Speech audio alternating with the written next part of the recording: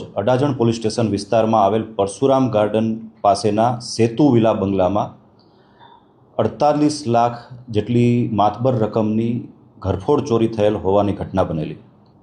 100થી વધુ CCTV footage check કરતા ઘરફોડ ચોરી કરનાર આરોપીના વાહનની ઓળખ પ્રસ્થાપિત થયેલ, જેના આધારે આરોપી સુધી પહોંચવા માટે વિવિધ કામગીરી હ્યુમન ઇન્ટેલિજન્સ તેમજ ટેકનિકલ ઇન્ટેલિજન્સના આધારે કામગીરી શરૂ કરવામાં આવેલી।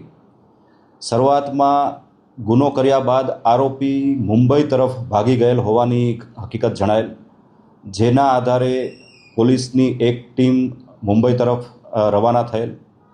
આ દરમિયાન જે ચોરીમાં લેવામાં આવેલા રૂપિયા જે આરોપીએ સુરત ખાતે જ એક ખંડેર મકાનમાં છુપાવીને નાસી ગયેલ, જે પૈસા લેવા માટે આરોપી પરત સુરત ખાતે આવેલો અને આરોપીનું પગેરું મેળવી પુણા વિસ્તારમાં આવેલ સહારા દરવાજા પાસેથી આરોપીની અટકાયત કરવામાં આવેલી।